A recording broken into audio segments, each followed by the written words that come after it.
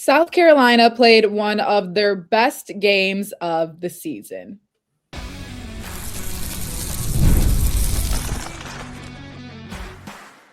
You are Locked On Women's Basketball, your daily podcast on women's basketball. Part of the Locked On Podcast Network, your team every day.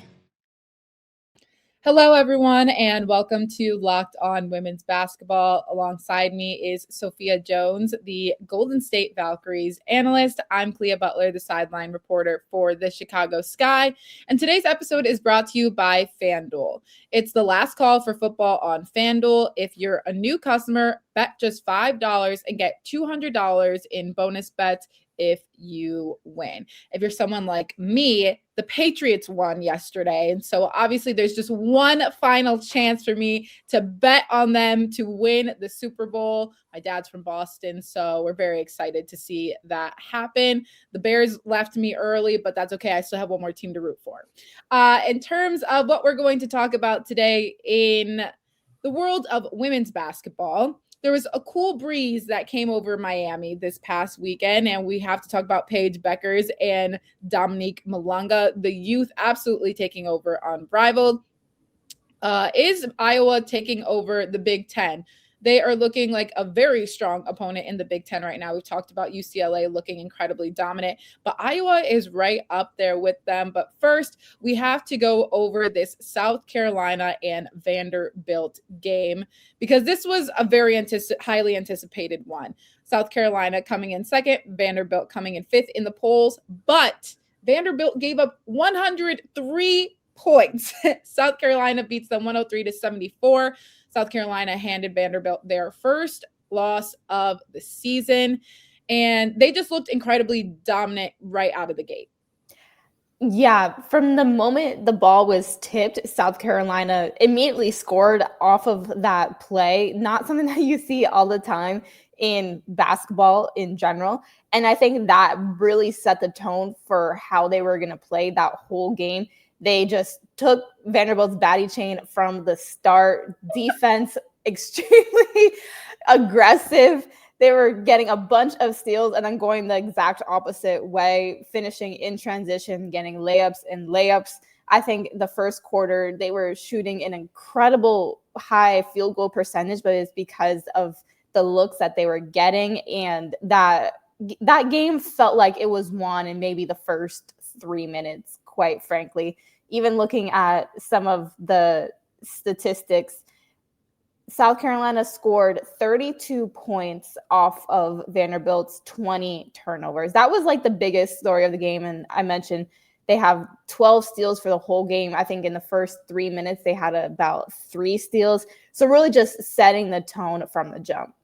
I'm sorry, I have to go back to that. Them stealing the baddie chain is so funny because I can just picture Natalie Nunn now holding the baddie chain and South Carolina taking it, be like, we run the SEC. That's what the start of the game felt like. South Carolina was like, oh, Vanderbilt, you're undefeated. You think that you're getting at the top of the SEC? Absolutely not. We run this. And that's what it felt like. That's what we felt that deeply, very deeply in our souls with this. Honestly, I need Dawn Staley to just like come in with a baddie chain next week. But going off of some of those stats that you're talking about too, South Carolina shot 62% from the field, 59% from three, 91% from the free throw line. As you mentioned, the 32 points off 20 turnovers, 56 points in the paint compared to Vanderbilt's 24, 25 assists, 12 steals, 7 blocks. When you're looking at the stat sheet alone, you didn't even have to see the game. Looking at the stat sheet alone, obviously it's a clear tell of who won the game. But also South Carolina just showcasing that they've been very strong defensively. Obviously, we have seen that they have made it very difficult for a lot of teams, maybe disregarding this past Oklahoma game that they just had, but maybe looking before that to Texas, obviously just within their SEC games in general. But now their offensive rhythm is starting to come together a little bit more. I think this is the most cohesive game that they had together. Ta'Niya Latson, who struggled in that last one against Oklahoma, and Dawn Staley said that she wanted to create more opportunities for her to score. She came out, had 21 points. Tessa Johnson, added 20 points. And that's probably going to be the biggest differentiator, I'm sure, for South Carolina moving forward as well. We've talked about it time and time again. When you have that many offensive threats, sometimes it can be difficult on, okay, who's going to be our number one leader today? And I think Ta'Niya Latson's trying to find her role within the system every single game. Had a really good, I don't want to call it a breakout game for her, but kind of a reemergence into, okay, I'm going to take control here, and kind of being able to filter the system a little bit more than what it's looked like before. Yeah, Carolyn Peck mentioned on that broadcast that Ta'Niya Latson went to South Carolina to really work on her defense and boost that draft stock. And that part she's definitely been working on, but can't forget about last season, her being the NCAA's leading scorer in women's basketball. And like you mentioned, for South Carolina, when you are looking at your players in a huddle, when Dawn Staley's surveying and she's drawing up a play and wondering who she's going to get the ball to, I think that Ta'Niya Latson needs to be at the top of that list. She can score in a flurry. She's extremely talented. I think that, sometimes that's been the struggle for South Carolina, like you mentioned, because they have so many great options on offense to exploit. But for Ta'Niya Latson to really round out that offensive and addition to her working on her defense, I think that'll only boost South Carolina's resume for the future. And I thought that this game was going to be a little bit closer, and I was waiting to see who would take that last shot if it did come down to the wire. South Carolina, it did not give me that option to evaluate, but I think that just from an offensive standpoint, it's good to see the resurgence of South Carolina just putting 100-piece on the board against another opponent. Yeah, this is the South Carolina we know, just putting up numbers against everyone. And to your point, a team that relies so heavily on playing through their front court, it's really interesting to see how they rely on their back court a little bit in those really tough game-like situations. As you mentioned, we didn't necessarily see that in this game, but Raven Johnson is who it came down to against Texas. Love to see Ta'Niya Latson kind of be more involved in some of that late game execution, because we know how great of a scorer she can be. But on the topic of guards, we have to mention Michaela Blakes for Vanderbilt, who continues to put up fantastic numbers when you're talking about a player who is increasing their draft stock every single season. She had a game high 23 points, team best 7 rebounds, team high 5 assists. She extended her double-digit scoring streak to 40 games, which is the longest active streak in the SEC and third longest in the nation. They shot 45% from the field, obviously committed a season high 20 turnovers, which was difficult for them. But when you're looking at somebody to rely on, and obviously a clear star for this Vanderbilt team, Michaela Blake's still so young in the game, is just continuing to showcase that she's the leader here. Exactly. And she had those 23 points. She was 9 of 24. So she took 24 shots. The person that took the next amount of shots was Aubrey Galvin, who took 8. So there was a pretty big gap there. But I think that is the situation that Vanderbilt was forced into, because they were down so much. You needed someone to get the ball in the hoop, and you can't turn elsewhere other than Michaela Blake's. And that's why I think the efficiency was a little bit down, because she was trying so hard against South Carolina, who was diverting a lot of attention to her. Raven Johnson played solid defense against her to contain that a little bit. But Michaela Blake's, she's going to continue to show why she is a problem and why she is currently still in that conversation for National Player of the Year. And it was not as much of an off game for her. Like I said, the efficiency could be a little bit better. Not as much as an off game for her as just South Carolina completely dominated, because Vanderbilt actually shot pretty decently, 46% from the field, 48% from 3. They were 12 of 25, which is actually really good. Just didn't get to free throw line, and then those turnovers were really cataclysmic. Yeah, definitely hurt them a lot in the long run, but they will try to get back in the win column. They are going up against another ranked opponent in number 18, Ole Miss. That game will be on Thursday night. Then South Carolina will go on to play Auburn on Thursday night as well. Coming up after this, there was a battle in the Big Ten, and the Hawkeyes are looking to be one of the most dominant teams in that conference. It's the last call for football on FanDuel. One final Sunday. Yes, one last kickoff, the final chance to get in on the action before the NFL season officially comes to a close. And you are probably sitting here thinking, who should I root for? Should I root for the Seahawks? Should I root for the Patriots? The only correct answer to have is the Patriots. We have Drake May, Stephon Diggs, Cardi B is going to be at the game. Need I say any more? This is a Super Bowl 60, and FanDuel is making sure you're right in the middle of it with a special offer just in time for the biggest game of the year. Whether you're backing the favorite, riding with the underdog, or building one last same game parlay, this is the game everyone has been waiting for. This is where predictions turn into plays, stats turn into storylines, and every snap feels bigger. It's the perfect way to cap off the season and make the Super Bowl even more exciting from kickoff to the final whistle. And if you're a new customer, bet just $5 and get $200 in bonus bets if you win. Make it count, because after the Super Bowl, the season is over. Last call for football on FanDuel, an official sportsbook partner of Super Bowl 60. Visit FanDuel.com to get started, and go Pats.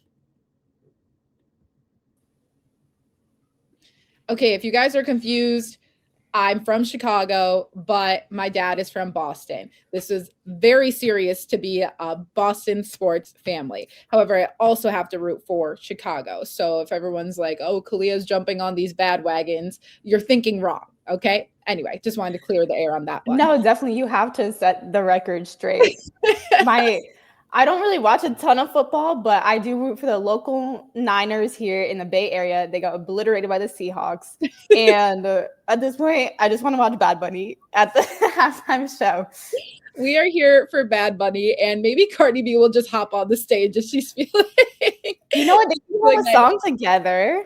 They do. I'm just saying, this is a perfect opportunity for them to just get up there. Like, it could really all be so simple if they would just play out the things that I have in my brain.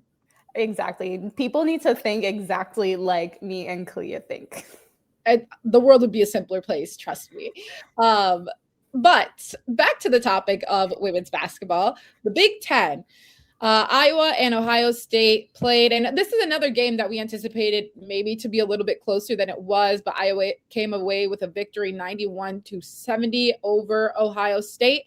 And I mean, we're just seeing just an emergence of more and more players within Iowa. Obviously, you have some of your standouts in Hannah Stuelke, Ava Hayden, but freshman Addie Deal came in, had a season high 20 points. Hannah Stuelke had 18 points and 15 rebounds, and Ava Hayden had 18 points. So a well-balanced attack is what we've seen from Iowa overall. I think I've seen Chit Chat, right, maybe being held a little bit more scoreless than we had seen in the beginning of the season.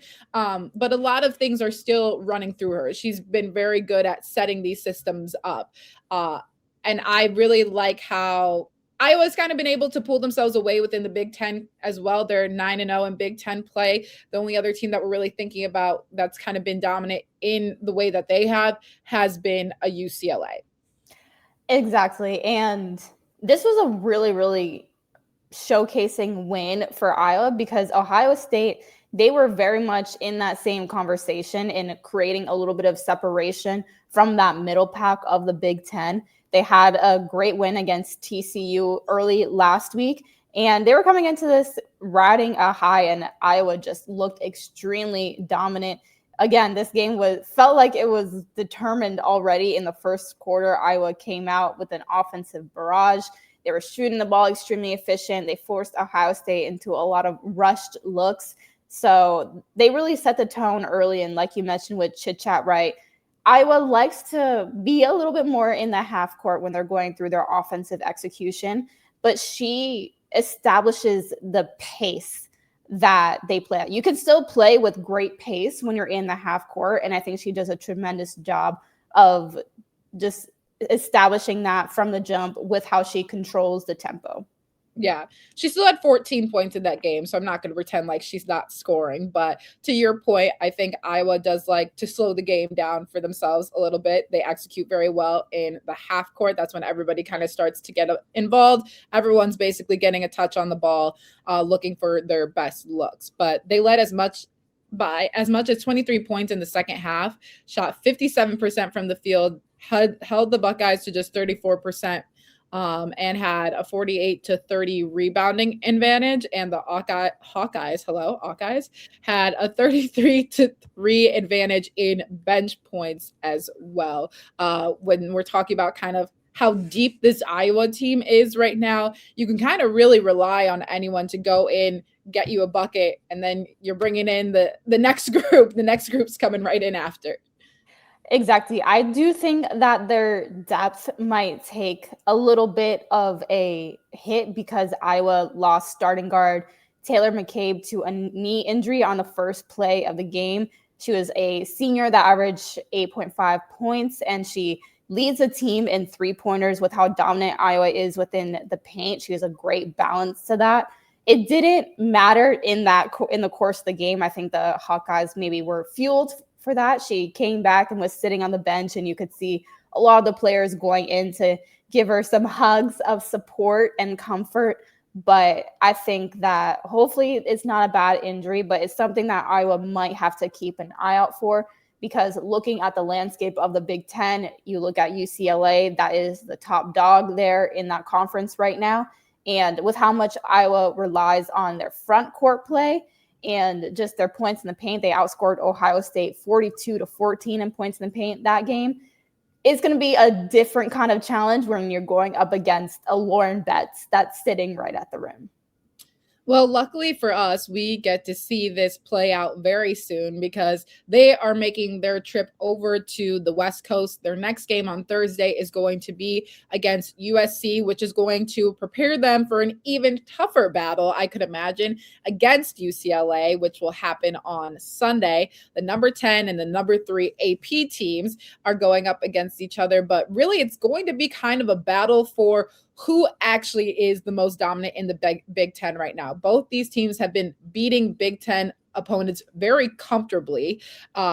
This is going to be a challenge of when you're talking about that Hannah Stuelke, Lauren Betts, all that, who's going to be dominant in the front court. But UCLA has so many guards that they can rely on too. If Iowa does lack that depth a little bit with your starter going out, it might be a little bit of a different look for them going into this game. It would, but sometimes it is that different look that can catch opponents off guard. But Iowa, they're going to have to make sure that they counteract everything that UCLA brings if they can really prioritize that half-court game, not let UCLA get on run. That could be a real separator as well. But UCLA and Iowa are the two only undefeated teams left in the Big Ten. So same thing. I think Natalie Nunn is just going to be at the game with their little batty chain, and she's going to give it to whoever wins that matchup because it's going to be who owns the Big Ten. Will it be the West Coast or will it be the Midwest? We don't know just yet. Natalie Nunn, keep us in your thoughts. But Ohio State will go on to host Wisconsin on Thursday, who has been on a roll themselves. Going to be another fun matchup. Coming up after this, there was some exciting things that happened in Unrivaled this past weekend, so stick with us. There's nothing like being in an NBA arena. The crowd, the energy, getting tickets, though, is not it. That part hasn't always been so simple, but that's why Game Time has become the go-to app for scoring tickets fast, without the hassle. Puts the advantage back where it belongs, with the fans. You can just pull up the Game Time app, pick an upcoming NBA game, and have the tickets locked within minutes. And one thing that is extremely crucial is the seat map view. You can pick a spot, pick a section, and see exactly what other people have posted and see from that same angle. That part is huge to me because I need to know everything if I'm committing this amount of money to a particular ticket. So take the guesswork out of buying NBA tickets with Game Time. Download the Game Time app, create an account, and use code LOCKEDON for $20 off your first purchase. That's code LOCKEDON for $20 off. Download the Game Time app today, and remember, it's gametime.com, or gametime.co, not .com.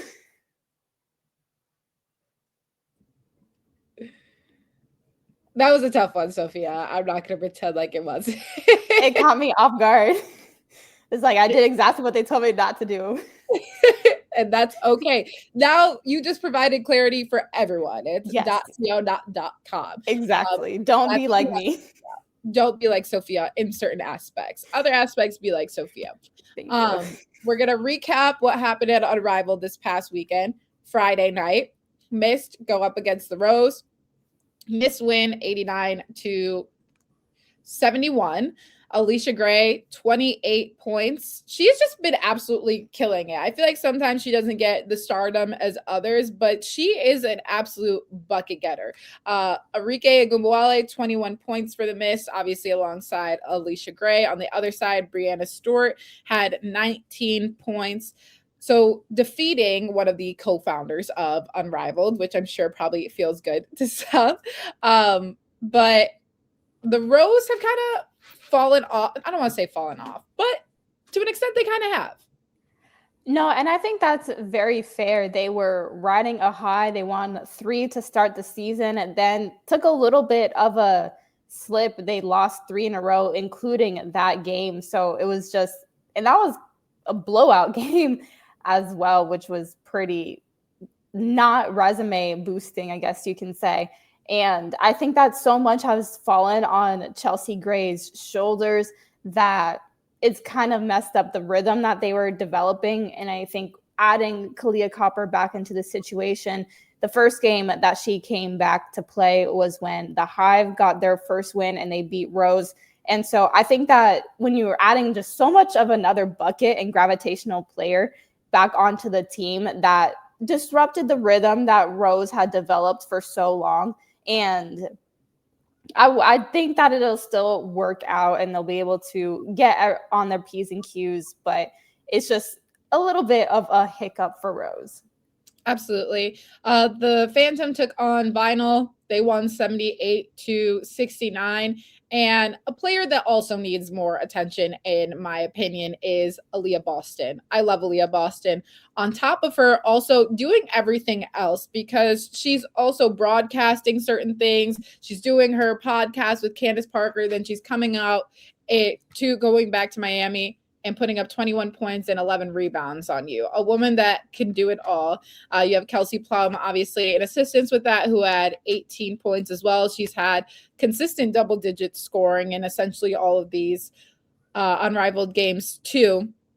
But I like their kind of like 1-2 punch that they have. Obviously, you got to be careful for Kelsey Plum on the perimeter, but she's also somebody that will attack the rim comfortably and find her openings and her gaps. Aaliyah Boston on the other side, in my opinion, one of the most dominant post players that maybe doesn't always get as much recognition either. I would agree. And specifically in the Unrivaled format, I think Aaliyah Boston really thrives because there's so much spacing on the floor that she's catching the ball. She does a great job of doing her work early and bearing her defender on the rim. She gets that positioning, gets the ball, and then at that point, it's single coverage. Everyone's spaced out so no one can stunt or show any extra bodies. And she goes up, and it looks like Mike and Drill sometimes. And I think having a big like that is really valuable in Unrivaled. Absolutely. Another one that we really want to get into on Saturday was the Breeze and the Lunar Owls. This is what I was talking about, where there was a cool breeze that came over Miami because Paige Beckers led the way for this group. But who I really want to talk about in this one, who I really want to talk about this past weekend is Dom Malunga, because Sophia called it very early on that she wanted to see Dom dunk in a game. She knew that was going to come. And luckily for us, that happened this past weekend. And I hate getting on Instagram sometimes and trying to see like the trolls in the comments, even though I go out of my way to look for it. But they're like, didn't she travel? Blah, blah, blah. First of all, she had to gather step 1, 2. That is basketball. She did it correctly. So thank you. But it's just the ease that she goes up with in terms of, we've seen other players dunk in game. I'm not saying that anybody struggles by any means. We saw Ray Burrell try to do it too, and she was very close. She almost pulled it off. But the ease in which Dom Malunga can dunk, and people don't understand that before every single game during the season too, you might not always see it, but in warmups, she also dunks. That is what basically prepared the team to play. She is next level. She is a female version of Wemby. I can't talk enough about her. She's absolutely nuts. Like, I was so impressed by that. I mean, same. And I was anticipating that we might have seen the first dunk in maybe like a fast break scenario where she just leaks out and no one's around her. But I think it was even more impressive that she had her dunk in just a simple pick and roll action in the half court. And it caught me off guard in the moment. It's like, oh, she's rolling. Whoa, she's going up.